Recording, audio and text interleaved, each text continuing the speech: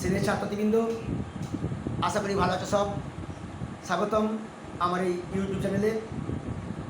এর আগে ভারতবর্ষ গল্পের প্রথম অংশটা ভিডিও আকারে দিয়েছিলাম, আজকে দ্বিতীয় অংশটা দেখাচ্ছি, একটু ভালো করে লক্ষ্য করো।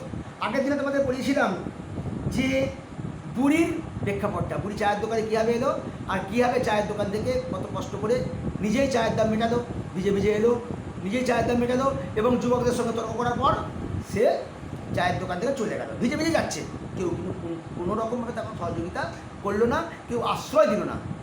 বুড়ি হচ্ছে ভারত মায়ের প্রতীক, মায়ের প্রতি ভারতবাসীর যে শ্রদ্ধা ভালোবাসা সেইটাকে দেখানো হয়েছে।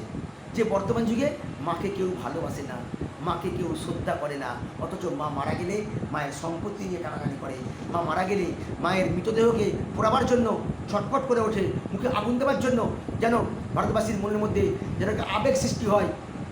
কবর দেওয়ার জন্য প্রত্যেক ছেলে যেখানে থাকুক না কেন সে বিভিন্ন প্রান্ত থেকে এসে হাজির হয়ে যায়। কিন্তু যখন বেঁচে ছিল তখন এক মুঠো ভাত কোনো ভারতবাসী তাকে দিল না। এই হচ্ছে ভারতবর্ষ, এই হচ্ছে ভারতবাসী। সেইটাকেই সৈয়দ মুস্তাফা সিরাজ আমাদের সামনে উপস্থাপন করেছে।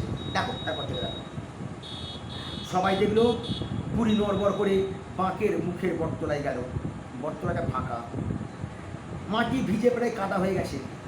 সে সবার অবাক চোখের সামনে সেখানে গিয়ে বুড়ির কাছে একটা মোটা শেকড়ে বসে পড়ল। শেকড়ের পেছনটায় বুড়ির গায়ে খোদল আছে, সেই খোদলেতেই সে পিঠ ঠেকিয়ে পা ছড়িয়ে বসল। বোঝা গেল বুড়ির এ অভিজ্ঞতা প্রচুর আছে। খুব ইম্পর্টেন্ট লাইন, বোঝা গেল বুড়ির এ অভিজ্ঞতা প্রচুর আছে। বুড়ির কোন অভিজ্ঞতা প্রচুর আছে? বুড়িকে পরিচয় দাও। বুড়ি ওই যে গাছের গুড়িতে খোদলে বসে থাকা, পা ছড়িয়ে বসে থাকা, এই বসে থাকার কথাই লেখক আমাদের সামনে তুলে ধরেছেন। সেই অভিজ্ঞতার কথাই বলছেন লেখক সৈয়দ মুস্তাফা সিরাজ। বলছেন সে নাকি মুখ্যবাসী। কেউ কেউ বলল বরং বারোয়ারি তোলা যেতে পারত, যেখানে সকলের অধিষ্ঠান, সকলের মিলিত জায়গা, তার নাম বারোয়ারি তোলা। সেখানে গেলেই পারতো। নিঘাত মরবে রে, বুড়িটা নিঘাত মরবে। কেমন লোকে বললো, কেউ কিন্তু বুড়িকে সময় বুড়িকে থাকাকারই বললো না, নিজেদের মধ্যে আলোচনা চলছে। বুড়িকে কেউ নিয়ে যে পৌঁছেও দিল না, বুড়িকেও বললো না বুড়িমা তুই বারোয়ারি তোলায় চলো, কেউ বললো না। এ কথার পর এবার চায়ের দোকানে আর তো সেই ইন্দিরা গান্ধী আসবে না, আর সরাবাউরি আসবে না, আর মুখ্যমন্ত্রী এমএলএ ওদের প্রসঙ্গ আসবে না, বোম্বাইয়ের অভিনেত্রীর কথা আসবে না। এখন এসছে কার কথা? শুধু বুড়ি, বুড়ি এবং বুড়ি। বুড়ির কথাই আলোচনা চলছে। পৌষে বাদরা সম্পর্কে গ্রামের ডাক পুরুষের বচন আছে। এই প্রচুর বৃষ্টি হচ্ছে, গ্রামের ডাক পুরুষের বচন একটা রয়েছে, প্রবাদ বাক্য, শনিতে 7, মঙ্গলে 5, বুধে 3, বাকি সব দিন দিন। এ কথা অর্থ হচ্ছে শনিবারে বৃষ্টি হলে 7 দিন হবে, মঙ্গলে বৃষ্টি হলে 5 দিন হবে, বুধে বৃষ্টি হলে 3 দিন হবে, আর বাকি যেদিন বৃষ্টি শুরু হোক সেদিনই ছেড়ে যাবে। কেমন? এগুলো পরীক্ষার পরে শর্ট কোশ্চেন। এবারে যেদিন বৃষ্টিটা লাগলো সেদিন ছিল মঙ্গলবার, কিন্তু কবে ছাড়লো তাও খেয়াল রাখেনি। যেদিন ছাড়লো সেদিন আকাশ পরিষ্কার হয়ে গেল, সূর্যের উজ্জ্বল মুখ দেখা গেল। সেই যেমন ঘরে বাচ্চারা কাঁদলে যে পা কেটে গেছে, মা খুব পায়ে লাগছে, তখন মা বলে ঠিক আছে চিন্তা করিস না, সেরে গেলেই ভালো হয়ে যাবে। সবাই জানে যেদিন ছাড়লো সেদিন আকাশ পরিষ্কার হয়ে গেল, যেদিন ছাড়লো সূর্যের উজ্জ্বল মুখ দেখা গেল, যেদিন ছাড়লো সেদিনে সব কিছুই আবার ঠিকঠাক হয়ে গেল। এবার যেদিন ছাড়লো সেদিন সবাই দেখলো ওই বুড়ি কাঠের খোদলের গায়ে ঠেল দিয়ে বসে আছে, একদম নিঃশ্বাস, কোনো লড়াও নেই, চড়াও নেই। কেউ কেউ মাথায় হাত দিয়ে দেখলো বুড়ি নড়ছে না। চাওলা জগা, চাওলাটার নাম, বেলা বাড়ছে, বুড়ি নড়ছে না, চাওলাটার নাম হচ্ছে জগা। সে এসে দেখলো নিঘাত বুড়িটা মরে গেছে। তখন একজন বলছে তাহলে সর্বনাশ, তো মরে কি গেছে, তাহলে তো সর্বনাশ, তাহলে তো শিয়াল পুরো ছিঁড়ে খাবে, গন্ধে টেকা যাবে না, দুর্গন্ধ উঠবে। একজন দুজন করে মরে গেছে বলে কথা, একজন দুজন করে ভিড় বাড়তে লাগলো গ্রাম বাংলায়। একটুখানি কোনো সুযোগ পেলেই বহু লোক এসে হাজির হয়ে যায়, যে কোনো একটু গন্ধ পেলেই যে কিছু একটা ঘটে গেছে। গ্রামে তো হয়, শহরে সব হয় না। একজন দুজন করে ভিড় বাড়তে লাগলো।